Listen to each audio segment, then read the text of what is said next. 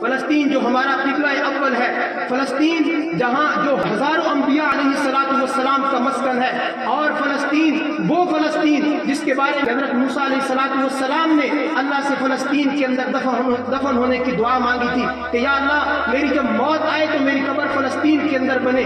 یہ وہ فلسطین ہے جہاں پر وہ عبادت کی گئی جو عبادت اس کرۂ ارض پر کہیں نہیں کی گئی، نہ مکہ میں کی گئی، نہ مدینہ میں کی گئی، نہ آئندہ کبھی کی جائے گی۔ وہ عبادت کیا ہے کہ اللہ کے نبی صلی اللہ علیہ وسلم نے انبیاء علیہ السلام کو نماز پڑھائی۔ آج وہ فلسطین لہو لہو ہے، حالانکہ حضور نے فرمایا تھا مومن جسم واحد کی طرح ہے کہ جسم کے ایک عضو کو نقصان پہنچتا ہے، تکلیف پہنچتی ہے، پورا جسم بلبلا اٹھتا ہے۔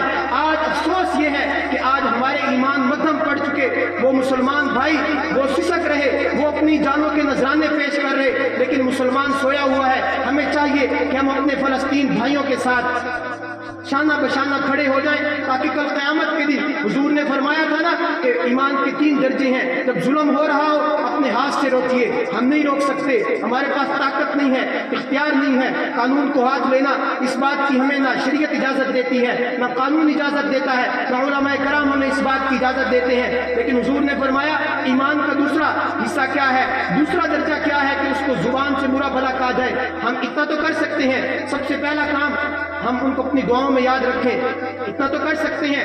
دوسرے نمبر پر ہر بندے کے پاس موبائل ہے، سوشل میڈیا ہے، سوشل میڈیا کے ذریعے اپنے اکاؤنٹ کو فلسطین مسلمانوں کے لیے، ان کی مظلومانہ اس شہادتوں کے لیے اور اسرائیل کے خلاف استعمال کیجئے، تاکہ کل قیامت کے دن یہ فیس بک چلانا، یہ موبائل چلانا، یہ پیکٹ لگانا، یہ سارے معاملات ہمارے لیے نیکی اور اجر و ثواب کا باعث بنے۔ تو آپ تمام حضرات کوشش کریں گے، اپنے فلسطین مسلمان بھائیوں کے ساتھ کھڑے ہوں گے، اور سب سے بڑا کام جو ہم نے کرنا ہے وہ ان کی مصنوعات کا بائیکاٹ کرنا ہے۔ آپ تمام حضرات ان کی مصنوعات کا بائیکاٹ کریں گے، کوشش کریں گے۔